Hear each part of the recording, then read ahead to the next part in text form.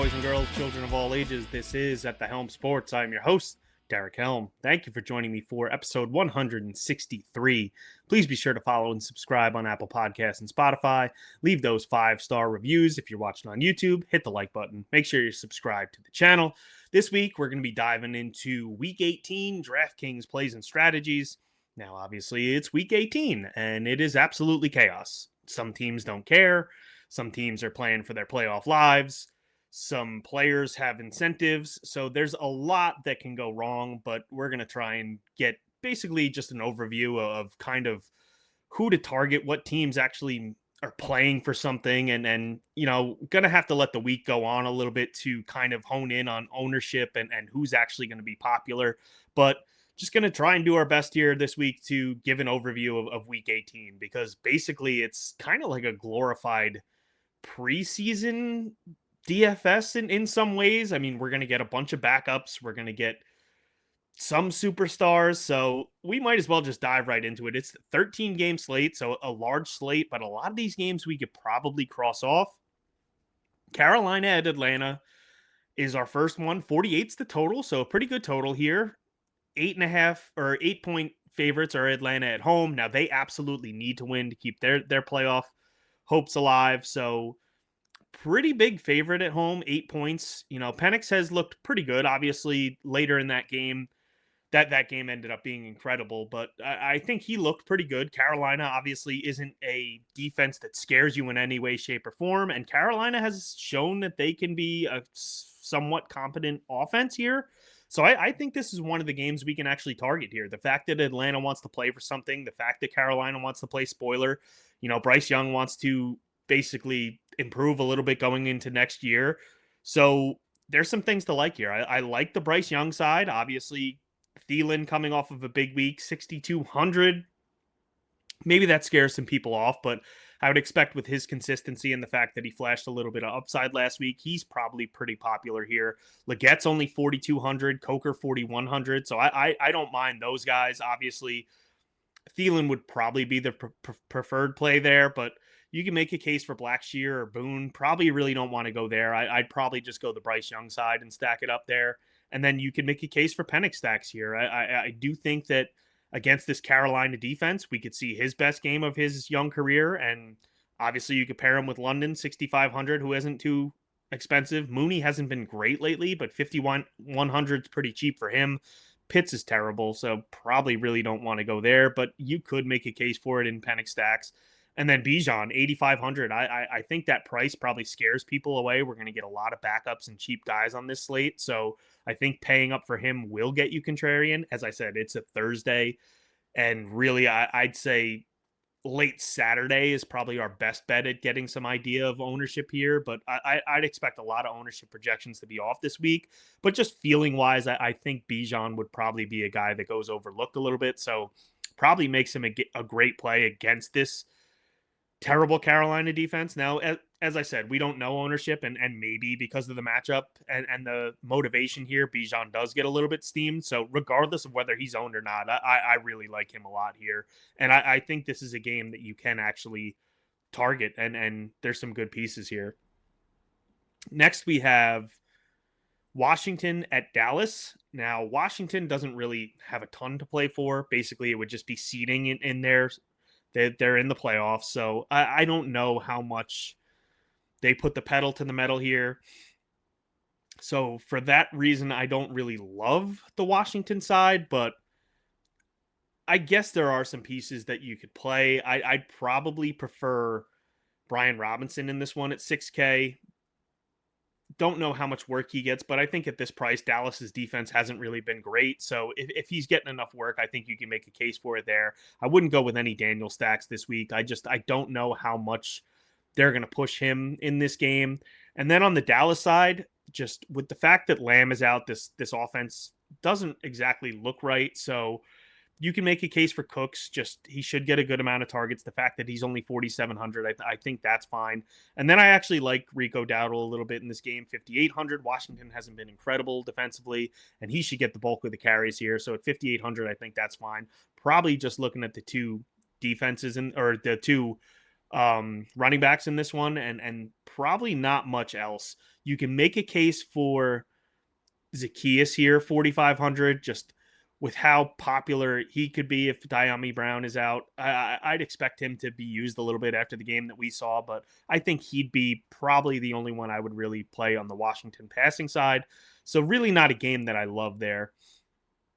Next, we have Chicago at Green Bay. Now, Green Bay, same thing as Washington. They're in.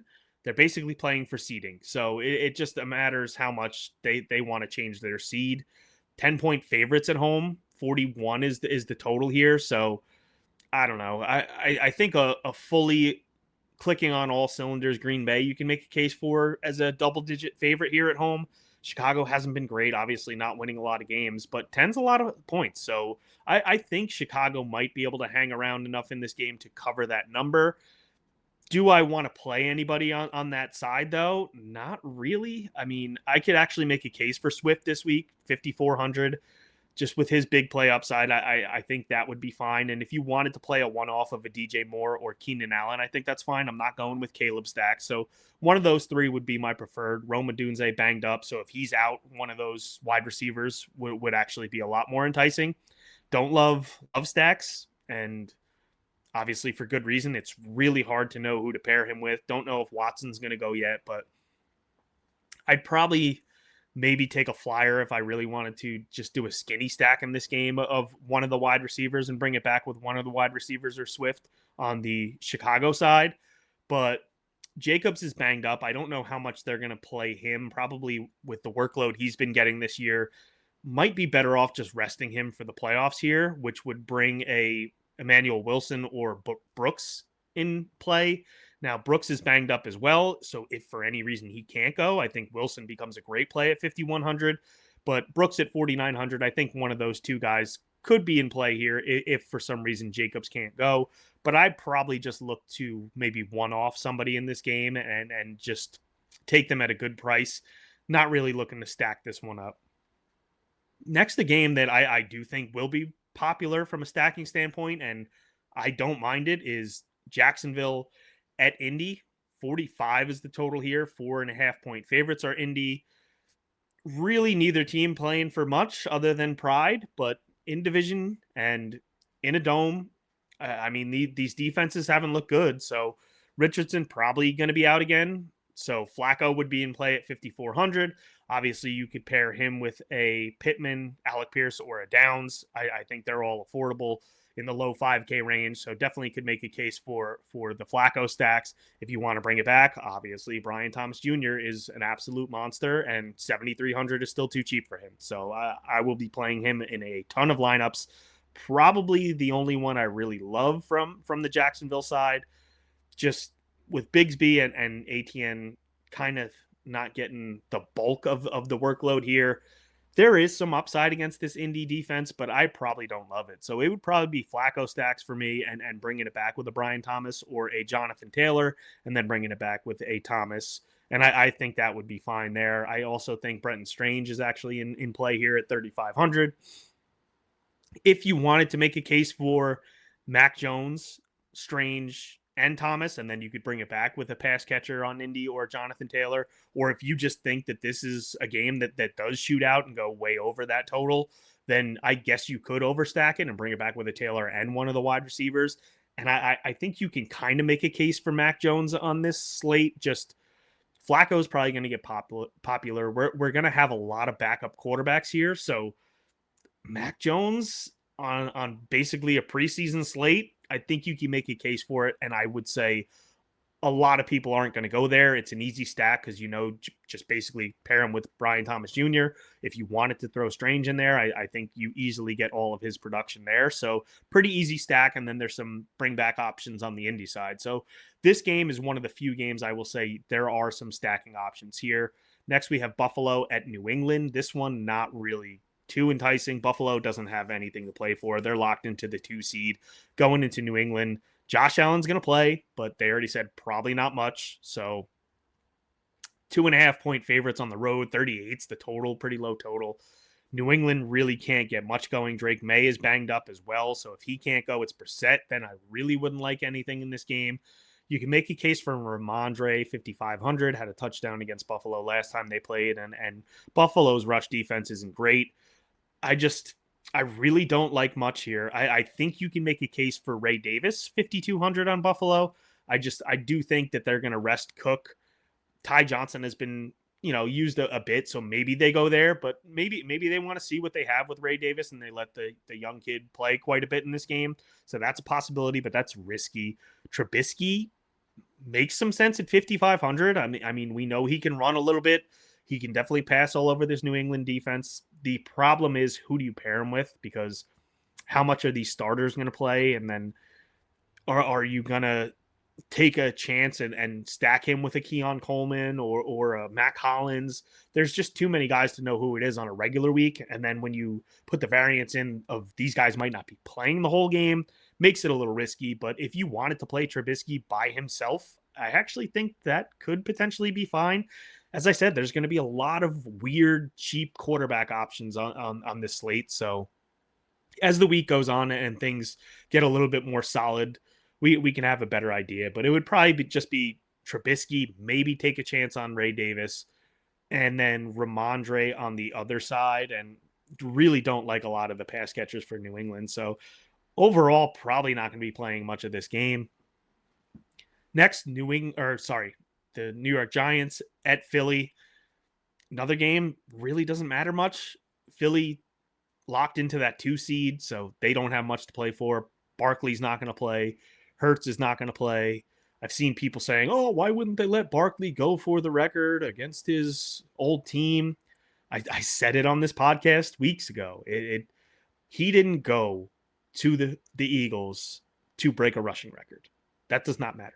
They are here to win a Super Bowl. Barkley has been on a terrible team forever. He's finally in the playoffs as the 2 seed. They don't give a shit about the rushing record. He got the 2,000 yards. It's awesome. He did it in 16 games. He could say he's one of the few that did it. That's good enough for him. If he gets a Super Bowl, believe me, that ring matters way, way more than any rushing record ever will. So that is the reason why he went there. Anybody that's saying they should play him, you're an idiot. I'm bottom line. The records mean nothing when you are trying to play for a Super Bowl. And they've had chances in the past with this team, and now with Barkley on the team and an actual defense, they actually have a legitimate shot, and there should be nothing else that they should be playing for. So, as I said, Hurts out, Barkley out. I would expect AJ Brown and Smith probably don't play much. Pickett's actually banged up too. So, I mean, this could be an absolute disaster here, a total write-off. So I really don't like much here. As far as the Giants side, obviously we saw Drew Lock go nuts, but I'm not going to take a chance going back to that, even if it is backups on the defense in Philly. Don't really love it. With that being said, I will play Malik Neighbors 7,100. I do think that he's still heavily involved and heavily targeted. I actually like him quite a bit, and probably looking at potentially making a bet on his receiving over. Depends on where that line falls. Want to get a little more data, but it's possible. But regardless, I will definitely play him in Draftkings, and that's probably all I'm really looking at for this one. Next, we have New Orleans at Tampa Bay. Definitely have some interest here because this is one of the games that actually matters. Tampa Bay wins and they're in. So they have to win here. 13.5-point favorites at home they are over New Orleans. 43.5 is the total. So pretty low total because New Orleans just can't do anything, can't score offensively. They are decimated. So it's really tough on that New Orleans side to make a case for anyone. I don't think you could play Rattler. They'd be stupid to play Kamara, whether the groin's okay or not. Kendre Miller has a concussion. Looks like he might not go. So maybe we get some Jamal Williams at only 4,300. They signed Clyde Edwards-Helaire, but it's hard to see him getting a serious workload here on short notice. So I think Jamal Williams would probably be the play here against Tampa. Now, they're not a great matchup, but if he's getting the bulk of the workload at only 4,300, it definitely is in play there. As far as the wide receivers go, I don't think any of them are playable whatsoever. Jawan Johnson would be in consideration, but he's banged up. If he can't go, Foster Moreau has been involved enough. You can maybe make a case for him at 3,200. The play is probably just play Baker Mayfield and Mike Evans. That's basically it. Baker has been absolutely cooking, and you could throw McMillan in there, especially if Shepard doesn't go 5,100. and maybe it pays off. I don't think it will to the extent that next week does, because I think once they get up a little bit, maybe they take their foot off the gas a little bit, or maybe even take those guys out. But Evans obviously has a huge bonus coming if he reaches the 1,000. I think if he scores 2 touchdowns in this game too, it puts him over a threshold. I probably should have wrote it down, but don't remember exactly what it is. But that's an incentive as well as 2 touchdowns. So I'd expect them to go to him early and often, similar to what they did last week. Obviously, that 1,000 yards means a lot. And at 8K, it's pretty expensive, but definitely love him in this one. So you make a case for Baker to Evans, Baker to McMillan. I don't know if I would double stack it this week. You could. Maybe they get up early and it pays off, but it's a little more expensive than it was, so I don't love it. Bucky Irvin's still banged up, 7,700 though. He could definitely tear this New Orleans defense apart. 7,700, I think, is a fair price tag for him, especially on this slate. Don't really want to go to White. I kind of went to him as a little bit of leverage in some stacks last week. Didn't really work out too well, but obviously the Baker ones paid off. But I'd probably just go Baker, Evans in this one, or even just Evans as a one-off. And you can make a case for Bucky as a one-off, or if you really wanted to throw McMillan in there, that's fine as well. Next, we have the last of the early games. Houston at Tennessee. No thanks. Just might be a little bit of rain in Tennessee. Houston has not looked great in Tennessee on the road. I don't love it. Nico Collins, 7,800 maybe would be the only one. Mixon has cooled off quite a bit here, so don't really love him at the elevated price tag of 7,400. Want nothing to do with this Tennessee side. Tajay Spears probably not going to play with a concussion. Pollard banged up again. If he can go 6,200, I think that's fine. But Houston pretty good against the run, so don't really love it. Calvin Ridley's 5,400. I think he would probably be my favorite in this game. Just heavily involved, has some touchdown upside, so he'd probably be the one to go to there. And then Chig, maybe the luster's not there of what it was, but 3,800, I think at the tight end position, that would be fine, but really don't love this game overall. Next, we have 5 games in the late slate, first of which is San Francisco at Arizona. 42.5 is the total. Arizona 4-point favorites. Purdy not going to play in this one. So it looks like we might get Josh Dobbs. I actually think at 4K, I think he's in play. We know that he runs quite a bit, and at only 4K, obviously, a running quarterback, it's cheap. It doesn't take much for him to pay off. The fact that he's going to get there with his legs a little bit, you don't necessarily have to force a stacking partner with him. And I don't even know who it would be. Maybe Jennings, because he seems to be the healthiest of the bunch. But do they really? I don't know. Do they push it in this game? How accurate is Dobbs? He'd probably be the preferred one. Maybe a Kittle, but he's a little bit banged up as well. So it would probably just be Dobbs by himself for me. And then you can make a case for Guarendo at 5,900, but it'd probably be Dobbs and Guarendo, maybe throwing a Jennings in with a Dobbs stack. And then on the Arizona side, Kyler's just been terrible. I don't really love him. The fact that they're home here, you can make a case for it. 6K, not a terrible price. Maybe hope that he runs a bit. Obviously, you would pair him with McBride, 6,500. So I think McBride is in play just as a one-off here. Don't really love Marvin Harrison, but only 5,500. If you wanted to pair him with Kyler, I think that's fine. And then Michael Carter's 4,700. So you got a cheap running back on the slate. Probably gets a little bit popular, but he'd probably get the bulk of the workload. DJ Dallas will be mixed in. So I think Carter, familiar with this team, 4,700, I think is definitely in play here. And might get a little bit of ownership, but probably nothing too crazy. The fact that it's Michael Carter, but the price is definitely enticing here. So that's what we're looking at in this one. Next, we have Kansas City at Denver. This is interesting a bit. Now, the Chiefs have locked in the 1 seed, so from their standpoint, really not too interesting, but Denver's got to win this to stay in the playoffs. 10.5-point favorites they are at home. We got a 40-point over-under, so really it's probably not an incredible game that's going to go back and forth, but if you wanted to go the Denver side, go Knicks, pair him with Sutton, 6,400 for both of them. I think that's a fine stack. Mims has been getting heavily involved here. They're using him in the running game. Obviously, had a huge blow up game, 4,600 for him.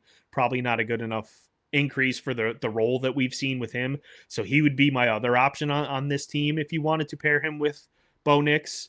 And then staying away from the running backs. There's just far too many of them. If Pacheco can't go, we could see Kareem Hunt get a little bit here, but I mean, if Pacheco's already banged up, they probably don't want to risk Hunt.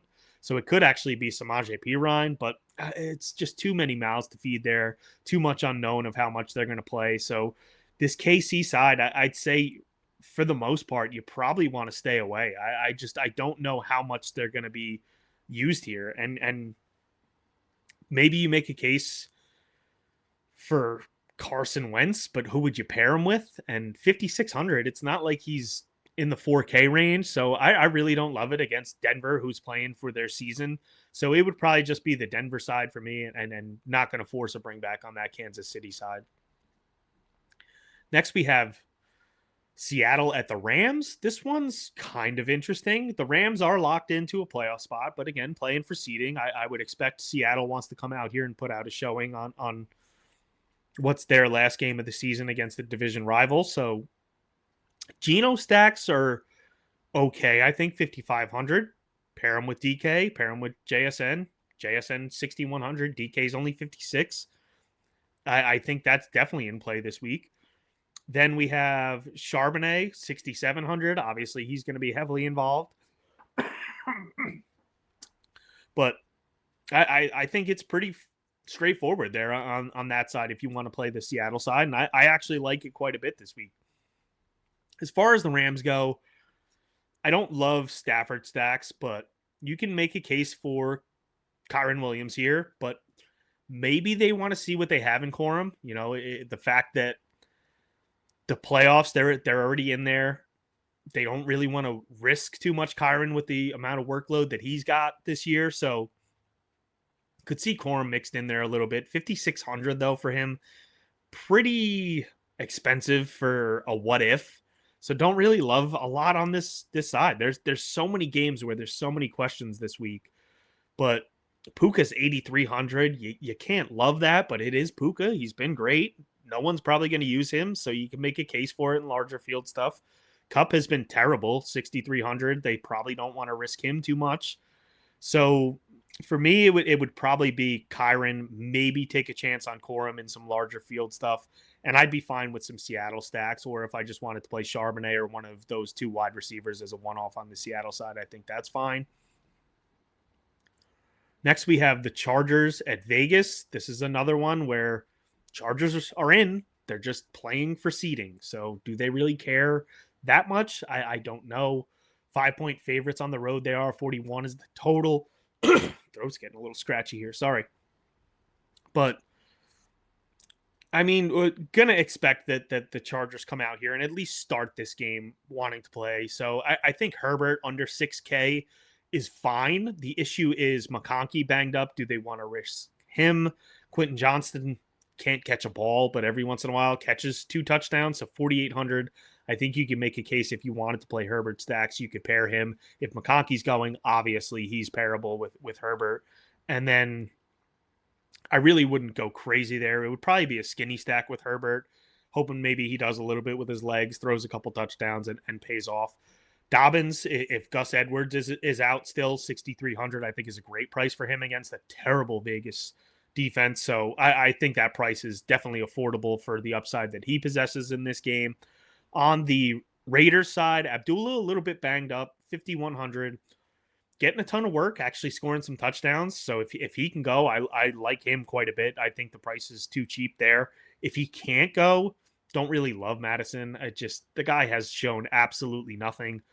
This Chargers defense is pretty good. I would prefer Abdullah and just what he's been doing in the passing game and his workload there. You could definitely make a case for Myers, 5,700. Hasn't been as great lately. Bowers, same thing, 6,600. He's got a chance at 8 receptions and 100 yards every week. So those two guys are definitely in play as well. Last game on the slate, Miami at the New York Jets. Not great here. Miami 1-point favorites on the road. 39's the total. Miami needs to win and needs a little help to get into the playoffs. So would have to expect that they're going to come out here and try and win this one. Problem is, Tua is banged up with a hip injury. Looks like Huntley's going to be starting. So that basically takes anybody on the receiving side out of the game because Huntley just don't think he's great. This Jets defense has not been great lately, but if you wanted to play Huntley and just hope that he runs around like crazy, I think that's fine. But Tyreek Hill, 6,700, a good price for him. But with how banged up he is, don't know if I love it. Waddle, same thing.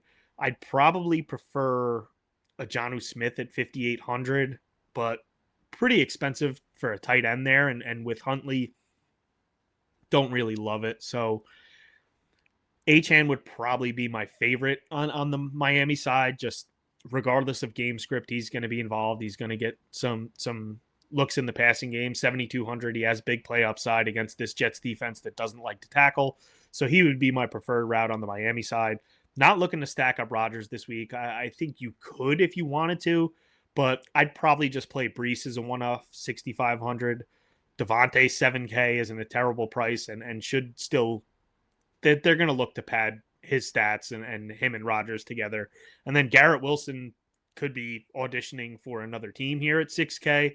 So if you wanted to make a case for him, I think that's fine. But for the most part, it's probably just Brees, Garrett Wilson, or Adams as a one-off, preferably Brees or Adams. And that's really all we're looking at. Like I said, not a ton of games you want to overstack. I think if you do overstack some games, it gets you a little bit different this week, but it's probably just going to be whatever the sims, whatever the optimizers say, and people are just going to go with that. So if you get a little bit off the board, treat this like week one almost. You know, we see a lot of variance week one. We don't have a lot to go on. Here we have a full season to go on, but half the guys that we have that full season with might not even be playing. So don't be afraid to get different this week. I wouldn't go crazy. I mean, I'm going to scale it back quite a bit on this one and really not get too invested in it. I really do love the playoff slates. You know, obviously you can play showdown for each game. You can play the short 2 games. You could play the whole weekend. So a lot of options there. I love how the playoffs play out. Definitely going to be going into those slates, but going to save a little bit of money for that. And then obviously golf season has started. I know that a lot of you have been reaching out, asking if there's going to be a pod, asking if there's any golf content. Not yet. Still in football mode. I like to kind of let the first couple events go off, get an idea of who's healthy, who's playing, who's been playing, get a little bit of data, and then really dive in. Now, with that being said, I have put in some wagers. So thehelmsports.com, themadlabmma.com, have everything in there as soon as I make it. So you can check those out. Going to be betting, but really won't be diving in head first and full blown probably until about the Farmers. So you could check back towards the end of January, early February, and we should be ramping up by then. But we'll have the playoffs covered, as I said, and we'll maybe mix in a little bit of golf here and there. But that's going to do it for this week. As always, thank you for listening. Greatly appreciated. I am your host, Derek Helm, and remember, just have fun out there.